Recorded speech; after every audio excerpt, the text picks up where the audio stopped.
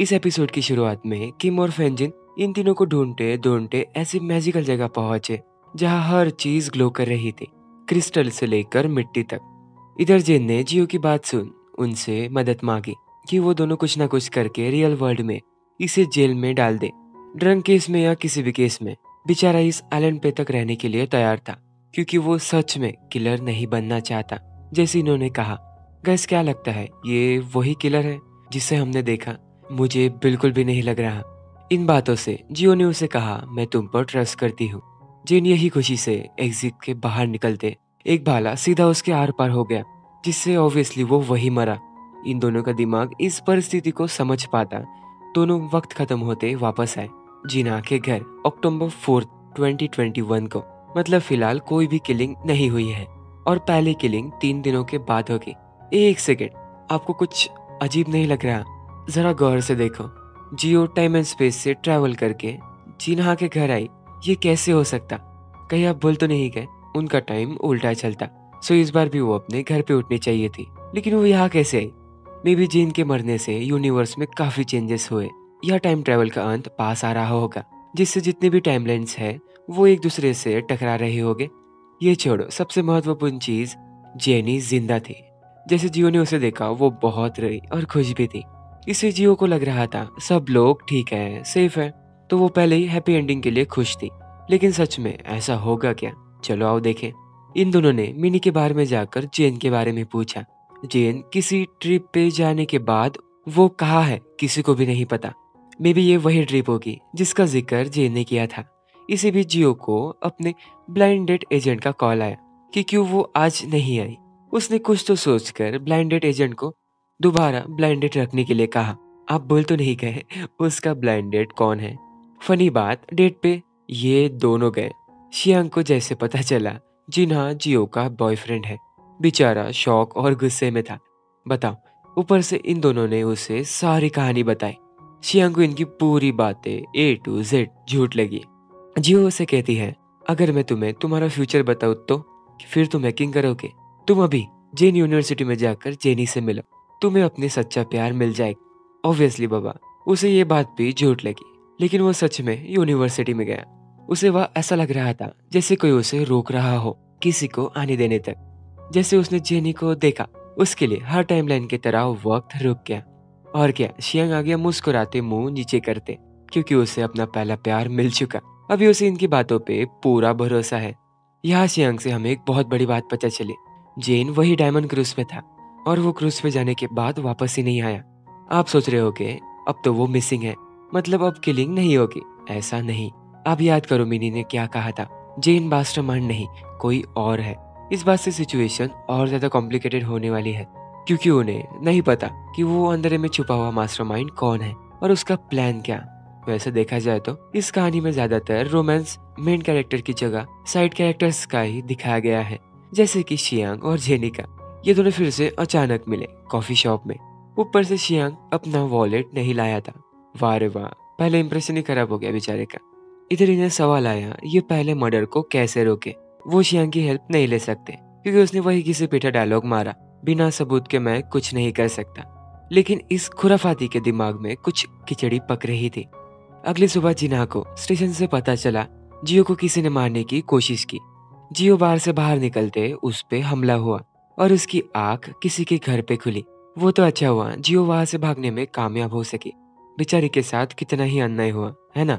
ऐसा नहीं, ये उसके ही प्लान का हिस्सा था। उस पे हमला वगैरह किसी ने नहीं किया।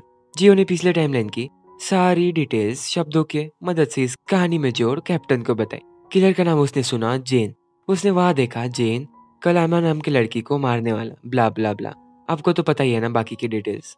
किसी को बचाने के सामने ये झूठ तो छोटा सा ही है आखिर। जिन्हा ने कहा ऐसा करने से पहले प्लीज मुझे बता दिया करो। लेकिन कहते हैं ना, जैसा हम सोचते प्लान करते वैसा बिल्कुल नहीं होता। रात को कैप्टन ने आकर जियो पे बहुत गुस्सा किया। उन्हें पहले से पता था जियो झूठ बोल रही। उन्हें ना टैक्सी ड्राइवर मिला और जेन तो पहले से ही गायब है। ऊपर से इतना परफेक्टली कोई कैसे ही बता सकता। कैफे में जेनी ने शियांग से काफी बातें पूछी, एज, हाइट, क्योंकि वो नई स्टोरी लिख रही जिसमें मेन लीड रहेगा पुलिस ऑफिसर। ये वही वाली बुक थी जो पिछले टाइमलाइन में जेनी गुजरने के बाद शियांग डेट पे पड़ रहा था। शियांग ने आखिर हिम्मत करके जेनी से अपना नंबर मांगा ताकि वो अपना कॉफी वाला उधार चुकता कर पाए। और इधर शियांग के ही वजह से कैप्टन भी मान गए, क्योंकि उनका कहना था जियो ने जो कुछ भी कहा वो ज्यादा ही परफेक्ट डिटेल्स है पुलिस ऑफिसर के नजरिए से देखा जाए तो। और उसमें 5 लड़कियों की जान दाव पे थी। ये ऑपरेशन रात को ही शुरू हुआ एमी पे नजर रखने से। आगे मर्डर वाला दिन गुजरा, अगला दिन गुजरा, तीसरा भी दिन गुजरा, बट कुछ हुआ ही नहीं जिससे ऑफिसर कुछ एक्शन ले पाए या उन्हें कुछ सबूत मिले। इससे कैप्टन का भी भरोसा जिना पे धीरे धीरे कम होता गया। दोबारा कैफे में जेनी जियो से कुछ कहना चाहती थी लेकिन कह नहीं पा रही थी। अच्छा, ये पागल लड़की शियांग के और उसके बारे में जियो को बताना चाहती। जियो ने सीधा जेनी को कहा, तुम कुछ भी करो, उसे अपने से दूर मत करना। शियांग को अपनी फीलिंग्स बता दो वक्त जाने से पहले, और प्लीज हमेशा उसके साथ रहना। आपको तो पता ही होगा उसने ये क्यों कहा। सो जेनी ने ऐसा ही करते शियांग को सीधा प्रपोज करा। लेकिन बस यही अच्छी एक बात हुई, जिन्हा ने इतनी मेहनत की फिर भी कुछ नहीं हुआ। इससे हिम्मत उसकी टूटने लगी। वो दोबारा अपनी म्याऊ का मरा हुआ चेहरा नहीं देख सकता। अगर उन्होंने जल्द से जल्द किलर को नहीं पकड़ा तो ऐसा ही होगा। जिसे आप वुमन वुमन कहते हो, उसी वुमन ने जिना की हिम्मत टूटने नहीं दी। और वो चाहती थी जिना म्याऊ को सब कुछ सच बता दे। आप ही बताओ, वो अपनी बहन को सीबीआई के अंडर रखना चाहता, लेकिन म्याऊ कब तक बंधी हुई रहेगी बिना सच जाने? क्या पता म्याऊ कुछ बता दे जिससे उनकी हेल्प हो। म्याऊ को पूरी कहानी पता चलते वो काफी रोई, लेकिन एक ही बार। इसके बाद वो जिना की सारी बातें सुन किलर का डट के सामना करेगी। उसका भाई जो उसके साथ है। चलो, कम से कम म्याऊ चैंग की तरह तो नहीं। म्याऊ छोटी होकर भी काफी समझदार निकली। इधर फैंगजिन म्याऊ के बर्थडे की तैयारी में लगा था। म्याऊ ने उसे कॉल करके बताया वो उसे कितना मिस कर रही। बस 2 ही घंटे हुए इससे मिलने ने, बताओ। फोन रखते फैंगजिन को एकदम से विजन आया, जिसमें वही मैजिकल केव में किम जियो का गला घोट रहा था। ये क्या था? फिर उसने म्याऊ के पास जा उसे कहा, तुम कुछ भी कहो, मैं तुम पर हमेशा विश्वास करूंगा, साथ ही तुम्हें प्रोडक्ट भी।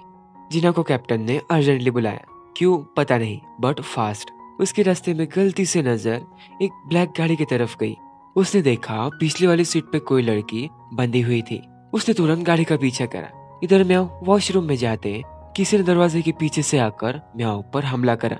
लेकिन ये कैसे पॉसिबल है? वो लड़का घर में घुसा कैसे? जिना ने शियांग के साथ मिलकर वो गाड़ी को ढूंढ निकाला। लेकिन रुको जरा, ये एक ट्रैप था। असल में किलर ने जिना को बाहर भेज, उसने म्याऊ को किडनैप नहीं किया, जियो को किया। उसे जियो चाहिए थी और ये रहा किलर। उसने जियो के बॉडी में कुछ इंजेक्ट करते उसकी पूरी बॉडी शांत कर दी। यहाँ से उसका टॉर्चर शुरू हुआ। उसने जियो के हाथ पे जानबूझकर कट मारा। वो बहुत ज्यादा गुस्से में है। जियो की वजह से उसके सारे प्लान्स बर्बाद हो गए। हमें ये भी पता चला उसने मिनी को मार डाला। जियो ने उसे पुलिस की धमकी देने पे कि उसके पास के कैमरा की मदद से पुलिस आ रही होगी। ये सुनते किलर ने उसे मारा। इधर ये दोनों जियो की लास्ट लोकेशन पे पहुंचे। जिन्होंने ने देखा वहां कई सारी बेरीज पड़ी थी। वो समझ गया ये जियो ने ही किया है, क्योंकि उसने पहले ही कहा था, अगर मैं किडनैप हुई मैं तुम्हारे लिए जरूर कुछ न कुछ सबूत छोड़ूंगी। किलर ने जियो के पास एक बॉक्स लाया जो स्पेशली उसके लिए था। उसमें कई सारे पॉइजन्स थे। उसने रेड कलर का पॉइजन निकालते वो बस उसे इंजेक्ट ही करने वाला था। और इस एपिसोड में इतना ही। सो गाइस, ये थी इस पार्ट की एक्सप्लेनेशन। अगर आपको वीडियो अच्छा लगे तो प्लीज लाइक करो, सब्सक्राइब जरूर करना प्लीज। So bye bye.